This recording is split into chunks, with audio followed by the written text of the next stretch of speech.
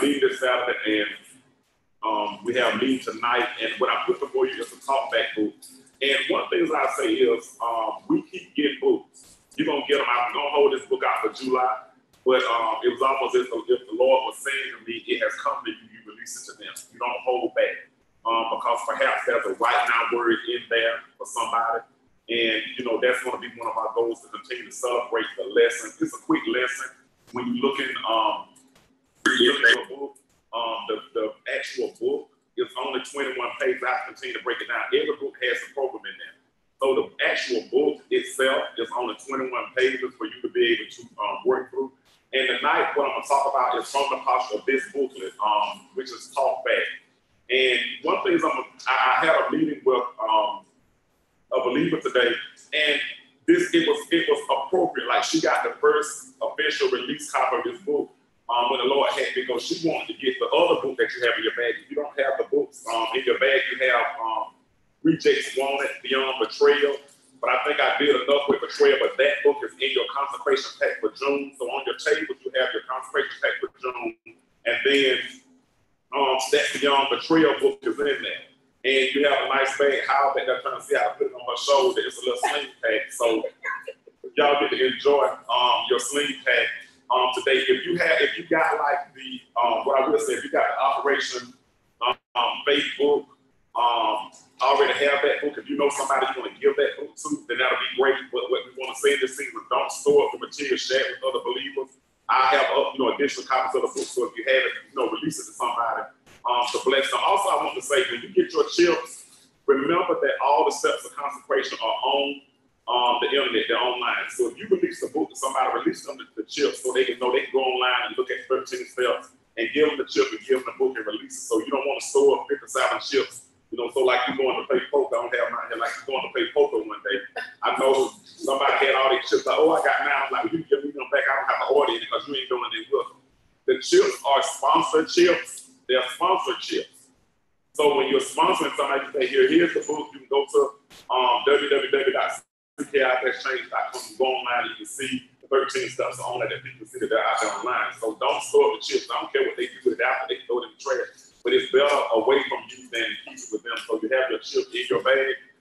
But as I was saying, you got the Rejects Wanted, Beyond Betrayal book. And I'm not really going to talk about betrayal no more because I'm tired of talking about it. But I am going to talk about tonight, what do you do? A lot of times you don't walk in the believer's authority.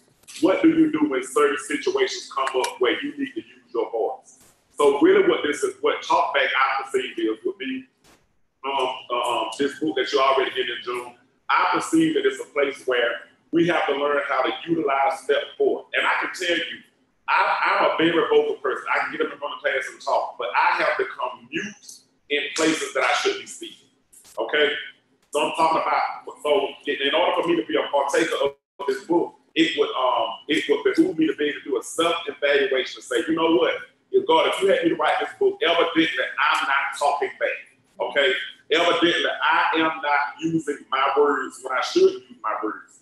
And the conversation that I had with a believer today, it was awesome because one of the things we were talking about, this believer was talking about them behind their back and did a throw off.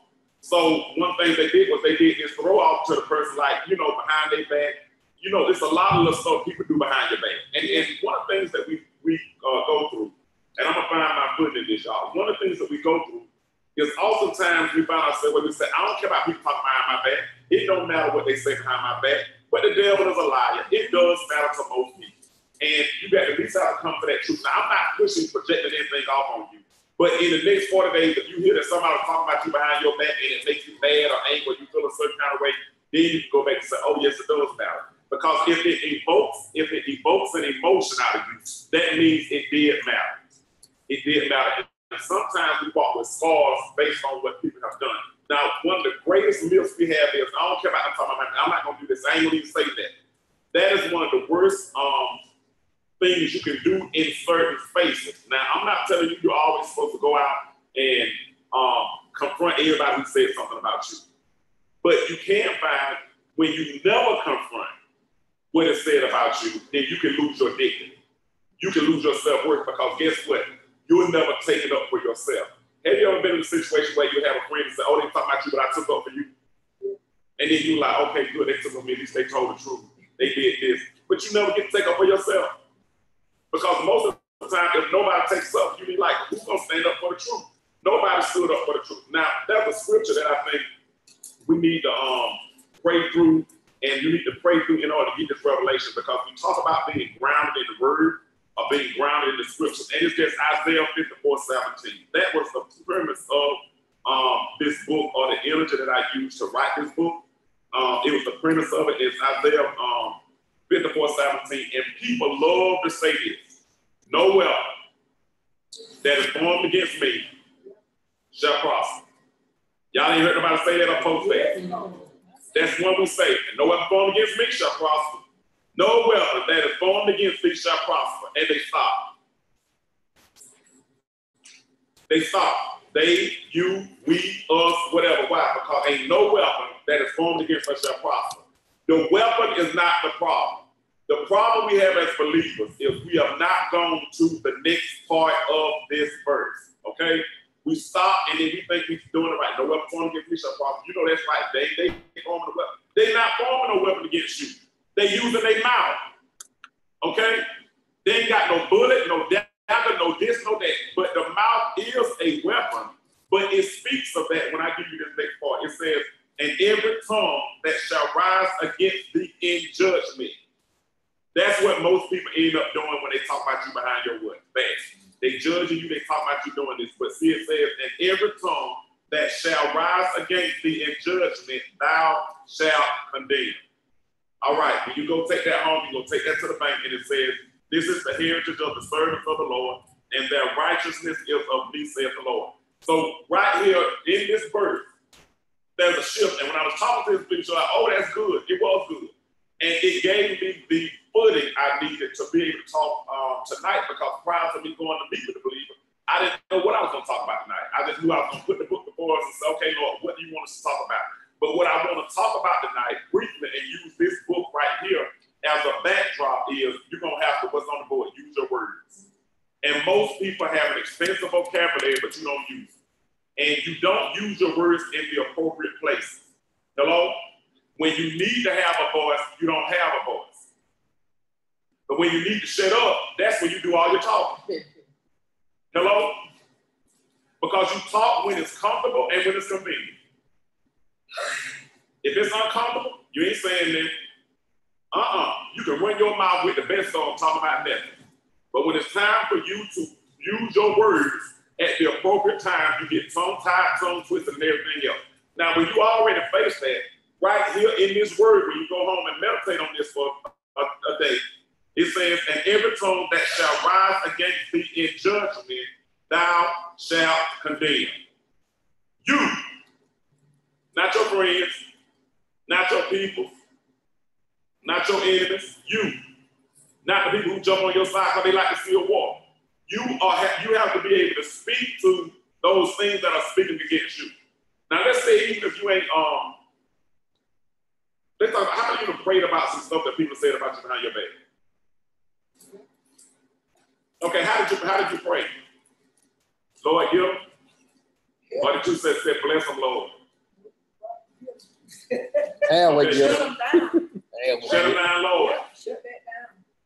You see, people don't want to be honest, because you know what? We pray nice prayers. Or then if you praying a real prayer, shut them down, Lord, heal them. You don't even want to tell nobody, because you ain't supposed to tell nobody you told the Lord to heal them. Yeah. Because why? You are too nice. You're too nice. I am a pushover in certain places. Hello? You don't want to admit that you're a pushover in certain places with certain people. What you want to say, how when you were laughing? It went past you. I just want to get opportunity. I probably should have stopped 2 minutes ago and got it while you were in it, while you was in the middle of the shed. So this topic is not a good topic, because most of the time we want to be non-confrontational people. Hello? This topic is not for non-confrontational people. But perhaps it is, because sometimes you don't speak up to take up for yourself and your own dignity. Hello? So when you're talking about consecration, how do you tie in the step forward when you start speaking and you speak what the Spirit is giving you, if you don't ever learn how to open up your mouth in places where you really know you're being ran over. And people will use you and abuse you and do what they want to do, but you won't say that. I did that food for thought. This ain't no controversial class. I'm gonna be done with class before y'all even really get started. Y'all be messed up, I hope. So let's look at the table of contents of this book. Let's look at the table of contents of this month's book, Talk Back. Anybody out there who comes in on YouTube, you know you can get your book by messaging me, Antonio Hurt, on the Facebook, or you can come in and go to the www.cki-change.com and you get on the website so we can get a copy of the book to you concerning Talk Back. Now, one thing I'm just going through the table of contents, I ain't when you open up the book, but one, back talk hurts. That's one topic there. A lot of times people don't want to admit that when a tongue rises up against you, that it can hurt. What people say about you behind your back, it can actually hurt.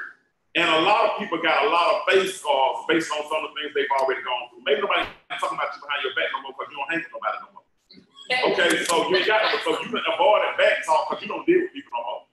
Or you got so callous that it don't matter, so you done got in such a shell. Ain't nobody talking about you, but you don't hang with nobody.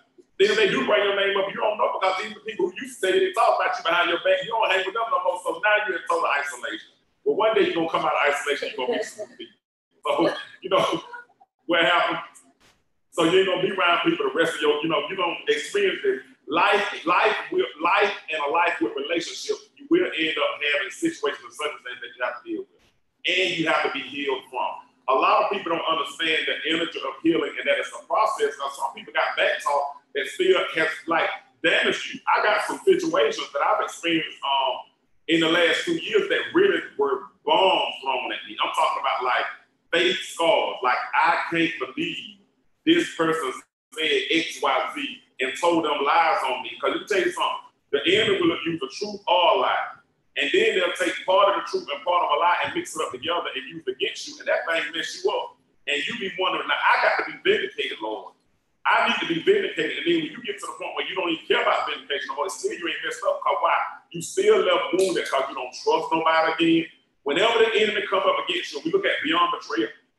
Some of our worst face scars come from people who were closest to us.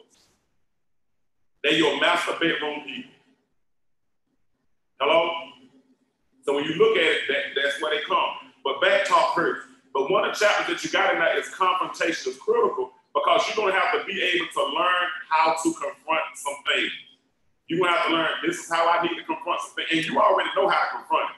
When I was talking to that believer today, in this particular case study, she said, I was going to call them back and I was going to say, boom, boom, boom, boom, boom. And that's what you were supposed to say. Because when she was saying, but you know, she said, well, you know, I ain't going to say that because nowhere upon you. I said, that is not the word. Let me help y'all. You have to be reprogrammed, but you also have to be deprogrammed. We have institutionalized the word, no weapon formed against me shall prosper. And we stop right there. But we institutionalized ourselves for only one part of it. Not in every tongue that rises up against thee, thou shalt condemn. We have not learned how to talk back to back talk. So it's institutionalized. Even when I'm coming here, I can tell you this what you need to say. Sometimes you got to say something to people, but you're going to leave out here and say, I ain't going to need to say that. Because you have programmed yourself to what? Be silent when people talk over you. So we've learned how to be mute, not to set the record straight. And I'm not saying you got to call to set the record straight with everybody, but what I'm saying is, if you make a decision to never set the record straight, that means you don't even talk to 50% of the people you need to go confront. And in this particular case study that I'm talking about, this believer, what she was talking about, she needed to confront. Based on what she had gone through, based on what she had done, based on the relationship, and the confrontation was not the start of war, but you do have to be willing to set the record straight. Do y'all hear me? What y'all brain saying? Benitra, what your brain saying? Like you say, sometimes we talk when we don't need to talk. But when something needs to be said, you don't say it. You don't stand up to the right people.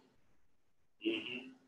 Sometimes I think it's that you see that they're giant, but I mean, they walk on 2 feet just like you. And do you know it's sad that people, this is one of the things I thought about. When you protect your enemy, you become your own enemy. You become an enemy to yourself because you're willing to protect your enemy. You won't speak nothing against them. You want people to say, I ain't saying against them, I'm going to pray for my enemy because you're supposed to love your enemy. You took one scripture and then spaded and neutered yourself. Hello? And you think you're being a good Christian, but you are demoralizing yourself. And I'm not talking about, you can think of maybe a situation in the past, but this book is about moving forward. Okay? This book is about forward movement. That's all the Bible says. It's about forward movement. So not what you've done. It's about when you start feeling in your spirit that you need to open up your mouth, that we have a mindset that we'll shut ourselves down. But do you know it takes a month or two for it to leave you? And you'll go, and the believer said today, she said, well, I'm fine with it now, but I was going to say this. I said, no, it's still impacting you. You know why it's still impacting you? I don't know the person. I don't know this, but you brought it up when you saw me. Hello? When I gave you the book, you said, oh, this is just, that thing still got a hold on you. And we'll go around like we ain't believe. We still are in healing over certain things that happen to us because why? It's going to come up. It's going to come up. I can tell you some situations, things I've gone through that I'm still walking through healing from because it's still a wound there. But what we'll learn to do is we learn to shut up. So what we have to understand is that confrontation is critical, that some things you're going to have to confront. Now, how many of you walk with the image of avoidance where you'll avoid certain things? That's me. I'm telling you what, I can talk all kind of trash when I'm up in front of class.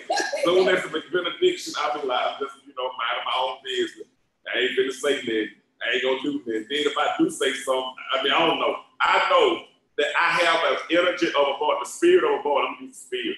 But I can avoid some things because I don't like to confront certain things. Now, you cannot walk in consecration and understep forward and not speak and confront some stuff.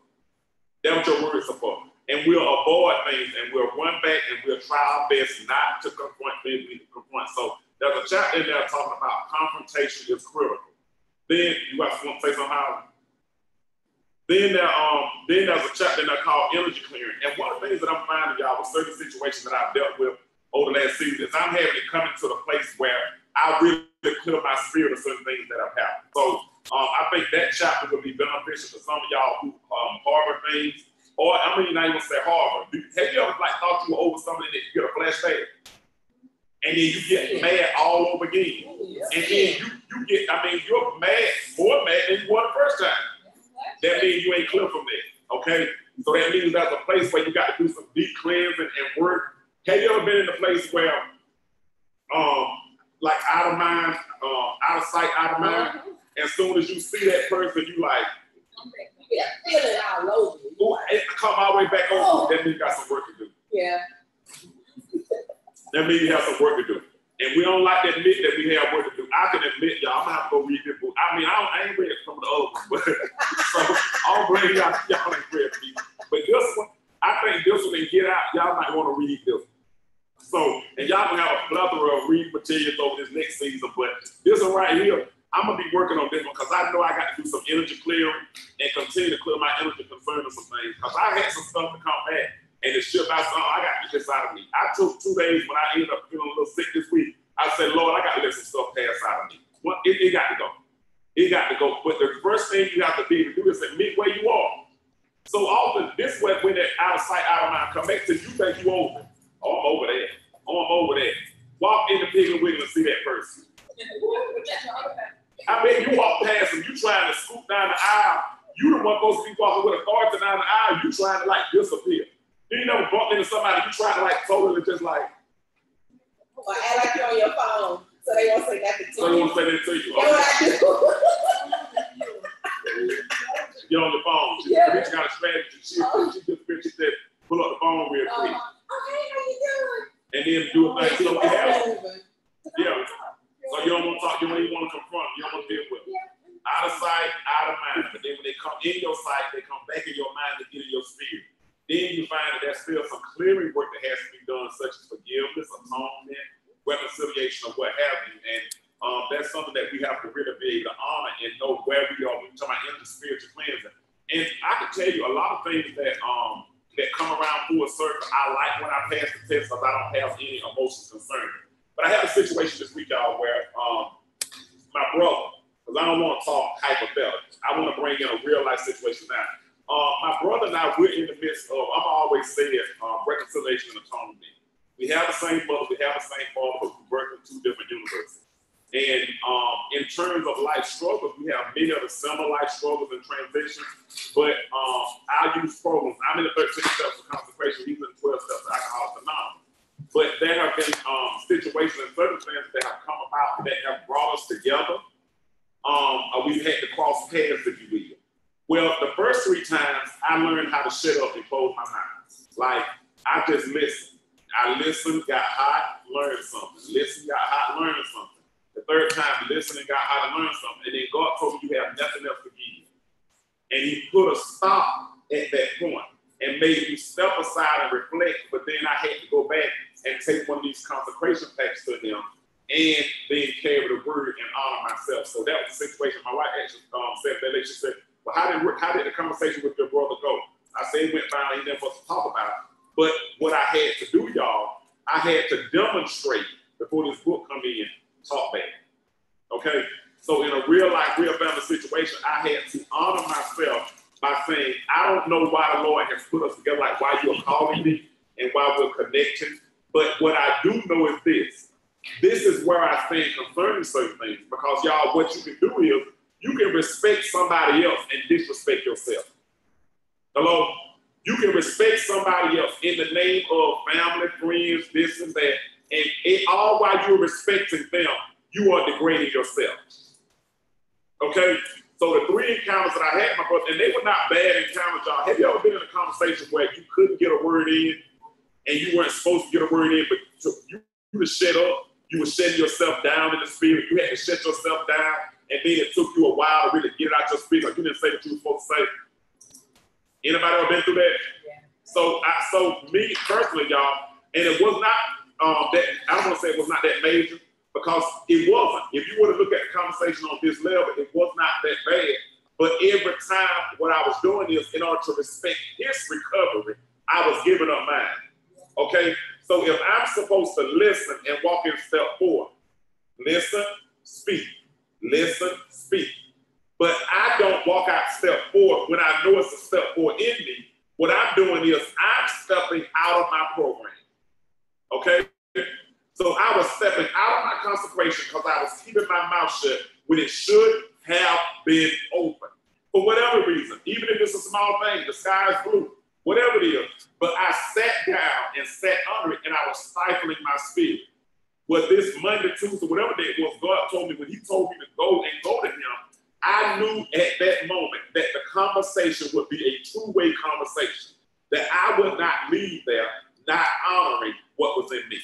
Okay? So I had to position myself to open up my mouth. At the end of the day, I learned something, he learned something, we went on, but that was the first time I got to thank you the next day. So I knew that I had to use my words. So often, y'all, we get stifled because, as Benita said, we'll look at that person as a giant. A giant doesn't have to be based on position or whatever. It could be based on a title, brother, mama, sister, cousin. It could be whatever you put in your mind to make you smaller than them. Hello? So whenever you don't talk, it can even be with a friend. It can be whatever. It could be somebody who ain't God. You know how people say, well, I'm not supposed to tell the coach, nigga, he the coach. No, you say whatever you got to say. Because the minute you make somebody bigger than you minimize yourself. You minimize yourself. Do you know I've been in some of the top positions, but I would minimize myself down to that. Because I still didn't view myself the way I should view myself. And that's based on self-efficacy and self-esteem. How do you view yourself? How do you view your self-worth? So it was times where I would come in and I was like, oh, I'm going to respect them. But I had to go program the program. I can't respect your program and disrespect mine. Hello? But that's what we do so often. So when you start looking at talkback, this is something really that you're going to have to investigate. Like, this ain't one thing where you're going to be able to go. This book should help you with step 4 of concentration when it comes to speaking. And where you have to begin to say, no, I got to open up my mouth. And what I can tell you in the most positive way, I can admit that I have lost my voice in place. Hello? You know Charlie Brown teacher? You might even be making some noise, but you ain't heard it. I can admit within myself that I don't use my voice in places where I should use it. And I'm willing to use it in places where I'm comfortable. But guess what? That is not going to create change in your life. Point blank. Anybody got something they want to say? Y'all gonna be quiet on this because I'm telling you to talk, so this really gonna be step 4 life. Basically, I got a few things. One, you are a pushover, clear your energy, listen, get hot, and learn something. You a pushover? Yeah. Amen. Anybody here pushover? Okay. But we don't get no good comebacks to like days later and everything over and done.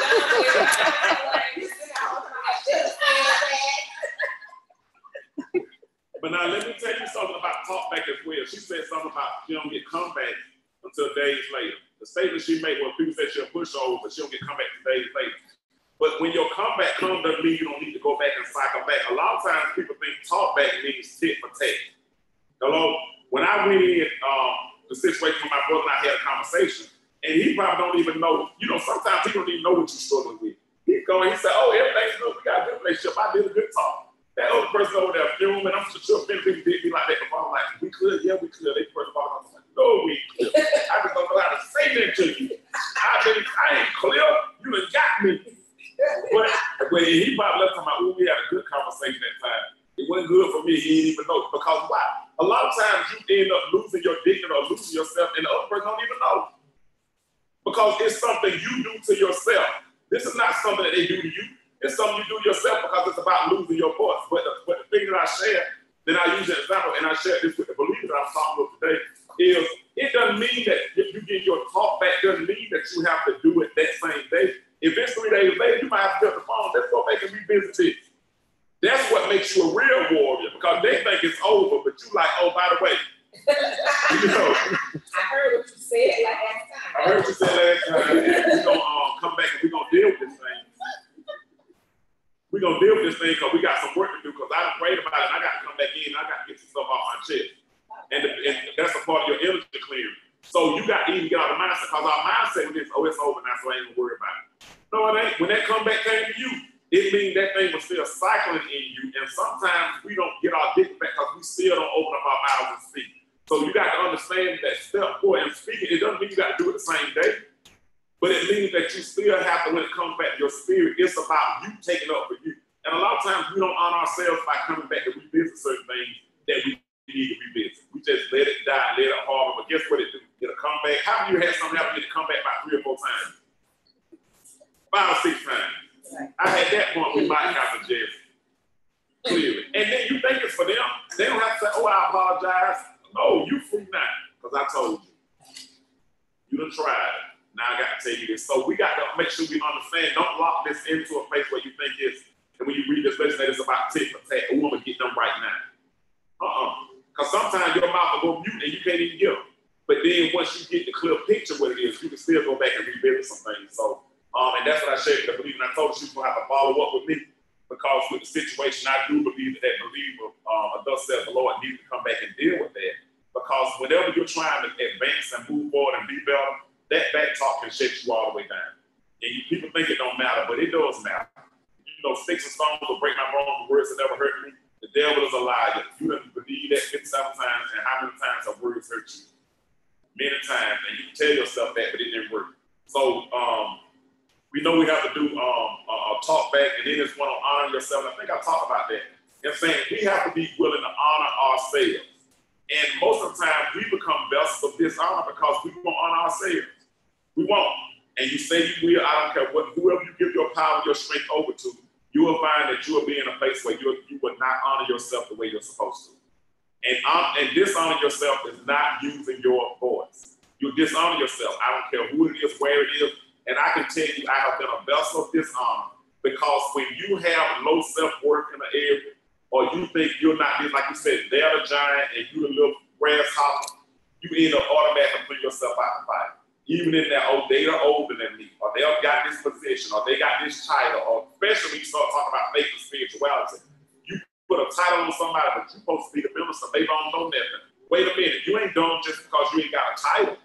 Because then once you get a title, don't mean you're going to be no smarter, but we end up being title driven, especially when it comes to faith and spirituality and hearing from that deep sense of self and hearing from God. A lot of believers think that they don't hear from God because they ain't got no title. Well, you know, then the person said they throw you 50 scripts on you, you'll be messed up. So this is about moving to a place where you honor yourself and you don't have to exalt somebody else above you. So that's the shift in consecration where you come in and say, I am worth something. And let me tell you something, a lot of times people say that, you know, well, maybe I was wrong. Well, be wrong some. See, we're so busy trying to be right that we're never willing to be wrong. And when you talk about honoring yourself, that means you have to be willing to be wrong, but at least you fight for yourself. And that's a different shift when it comes to talk back. Oh, I could be wrong, but I could be wrong a lot. But I would rather die working towards being right and being wrong a little bit than to sit back in silence and keep suffering. And a lot of people suffer in silence because they're not willing to open their mouth and use their words. Y'all got that? Then I'm going to talk about, in page 17, talk about pride as a killer. Do you know the number one thing that we have facing us, and I'm talking about me too, is pride? And I work the fast from it. Pride is a silent killer. We will go to the place that we won't talk back, ask for nothing, ask for help, because we have so much pride in us that I'm going to do it by myself. I don't need nobody else. I ain't asking you to do nothing. Pride. Hello? Pride is a silent killer. Pride is a silent killer, and it will take you all the way to the ground. And sometimes we don't want to admit it, but pride takes us to the ground, and we are prideful people. We can be a prideful people, and we don't want to admit it. So pride is a killer. It's one up in the back. And then there's a section on intentionality where I believe that one thing that you have to get into space or get into place of want to do and be is be intentional about what you do. What you do, what you're called to do, you need to be intentional concerning what you're called to do. So that means doing some stuff on purpose. Hello? You need to do some stuff on purpose. It's amazing how you wake up and the devil can always sweep and boots like, ooh, he got me. The devil is intentional. Some people will wake up on their mind that they're going to get you that day. I'm sure if my daughter want to do something and she knows she got to come through me, she is working on her strategy. She's working on her timeline. She's working on her budget. She's working on everything because she got a plan. She is intentional. Do you know some people are more intentional than we are? Mm-hmm. You think they ain't intentional? They wake up with intentions. So when we talk about intentionality, if you're going to be great, if you're going to do what you call to do in purpose and consecration, you're going to have to be intentional. Who's that for? I only got to be intentional. I'm talking about me. You got to be intentional. Some stuff you got to be strategic. You got to do it on purpose. And we always end up being behind the 8 ball. That's the talk that come about me. I'm going to be intentional. When some stuff comes to me, I'm going to be willing to confront it and deal with it. And I'm going to put a plan in place because I'm going to do it on purpose. Hello? When I went to deliver the Believer that book today, I did it on purpose. I knew it was my intention to take the 2 books they told me to take. I did it on purpose and I got the word. I was intentional about it. And so often what we do is we go, well, I'm just going to see what the Lord got to say. It's easy for us to cast the blame and push stuff to the side because we're not intentional. We don't do things on purpose. So that chapter on intentionality should end up pushing you because some things you got to be strategic and you got to be on purpose. And what we do when we have faith scars, we find ourselves in a place where we'll say, well, I'm just going to see what the Lord said. I don't know what I'm going to do. No, I got to do some stuff on purpose. It's like if you got to confront somebody, you got to go and plan it out. Hello? They might not get you like how I was saying, oh, my comeback come later, but I'm coming back and I'm going to be intentional about my comeback. I'm going to have a conversation with you. You don't even know it. But Friday at 5 o'clock, me and you talk.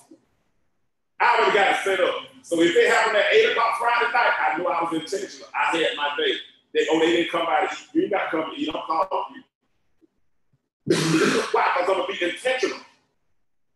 But what we do, if it's glory, if it happened, the timing went right.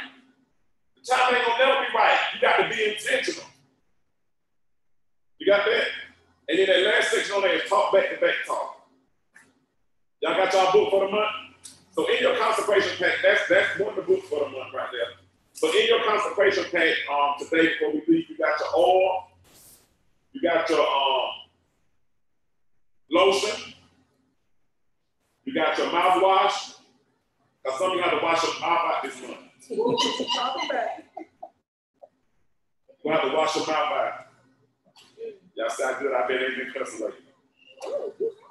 Your Q-tips? Huh? Not as much. I know because the Lord told me, and David behaved wisely, and the Lord was with him. He gave me a scripture. See, let me tell y'all something. See, the best form of reform is the reform that's in God. If you try to do stuff on your own, you'll be messed up. But once you get the word, then you walk in the word. So the reason why I've been, but also, Felicia, you said I've been cussing a lot.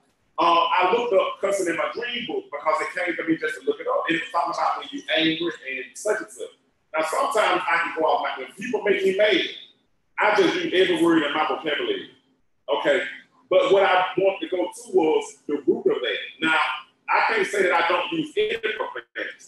Now, let me talk about from a whole mindset. The scripture God gave me at a particular point was, and David behaved wisely, and the Lord was with him. And so God was beginning to tell me I need to walk in a high level of wisdom. So I knew at that point that I had to pray to say, God, let me walk in wisdom concerning the settings that I'm in.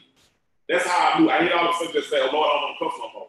Because I will let me come on out in particular sense, and I don't want to be hypocritical in that area and not say, oh, that's what it is. But I think I'm using it from an example of consecration. Consecration allows you to grow to where God wants you to be when he wants you to be. But I have a scripture with that. So even with the 50 people I know who cuss like sailors, I don't say, oh, now y'all, we ain't cussing now. I mean, it's people I know drink. I ain't telling you not to drink. Get to the point, do what you got to do, go about your business. But that's one thing that you can see with me, that I come in and let them rip and go on about my business. But I know, and I'm not thinking, let me say that too as well. When he told me to behave wisely before the Lord, and the Lord was with him, if I think it, y'all, know it's going to come out. If it come up in me, it's going to come out. It just ain't coming to me. And when it comes to me, I tend to say what comes to me. But I know in that progression, I've been doing some inner work and inner cleansing concerning what he gave me that word. And the other word he had given me was a prophetic word. It was Samuel in the Bible said, and Samuel grew. The Lord was with him again that case, and it said, and none of his words fell to the ground.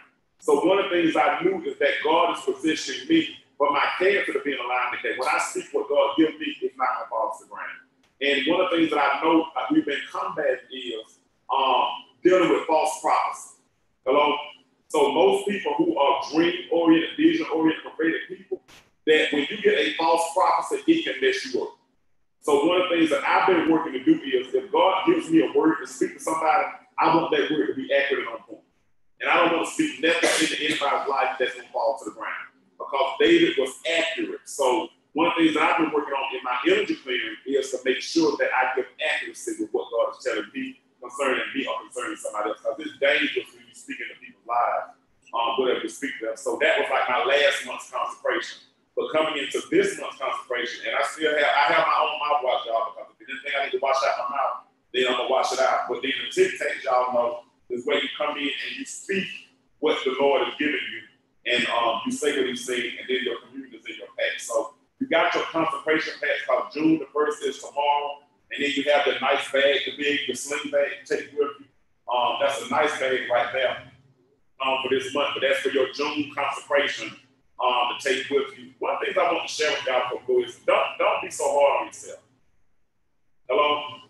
Don't be so hard on yourself and don't make it so hard. You got to participate, but don't make it so hard. Do you know one of the worst parts of my consecration is when I try to do it so good that it still won't move fast enough? You can try to consecrate yourself real hard so the blessing is going to come. And then it's like being constipated. You squeeze it real hard trying to do the best you can do, and they coming out. Let me tell you something. Ain't no blessing coming down. You ask the Lord to show you the way, and show you more, and take you in a whole other realm, and take you in another place, but you can still find yourself struggling.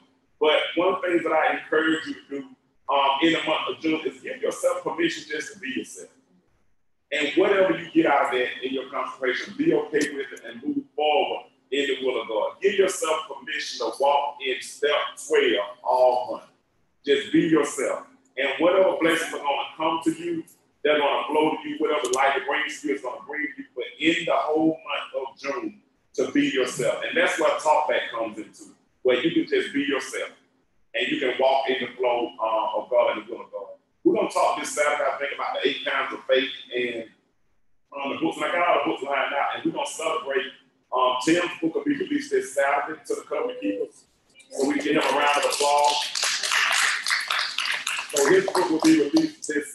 Saturday at the meeting. He may get to speak on it. You know, he's going to speak 2 words, and we'll see if we get more out of it. Powerful word. Yeah, 2 powerful words. Yes. Okay, well, make sure you get the power. Hallelujah. He believes that cover to him. 2 powerful words. Yes, don't say too much. But that book will be released on our Saturday meeting this Saturday. And one thing I'm going to continue to say that when we come back next Thursday, I want y'all to do me a favor for the month of June. Come ready to give more than you receive.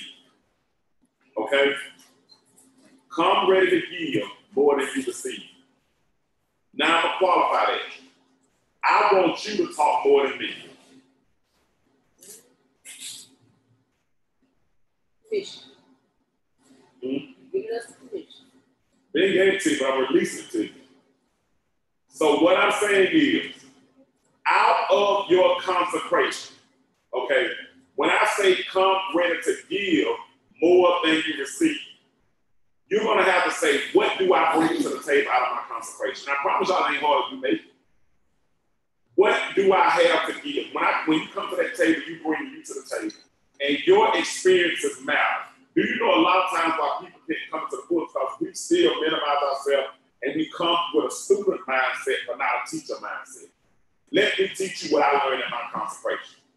And at that point, whatever you learn, it doesn't matter. Some of you don't realize the real lessons you learn, they real talk. But we don't, because we can't put them in the right context, then we think, oh, I can't share it. But this is what I'm saying. Your consecration is as natural as you talking to your best friend on the phone. Because that's when you're being what? Open to yourself. So when you bring that to the table, then that's the part that's changed. So in the month of June, when you come back, I want you to come willing to share out more than one sentence. That's like, it allows you to get away from something. Well, I learned to be good because I ain't doing that. I just learned to fight, keep fighting. Now that can be powerful because they 3 words. But what's the essence and the energy behind that revelation that you got? What happened to you that brought you to that revelation? What happened in the course of that week that brought you to that place? And what's the story behind it? So coming in, being willing to give a backstory behind that word that you got. So that's what I want you to be able to take away for the month of June. So anybody have anything, it's 8 o'clock, so we've already come to an end. You got your consecration pack. I thank y'all for joining this month's, this Thursday's class, your position for next month. Does anybody have anything that they got any revelation or something that they want to share tonight? Yes, ma'am? Be yourself and never give up. The baby just ranked all y'all. She just ranked everybody. What you want to say, baby?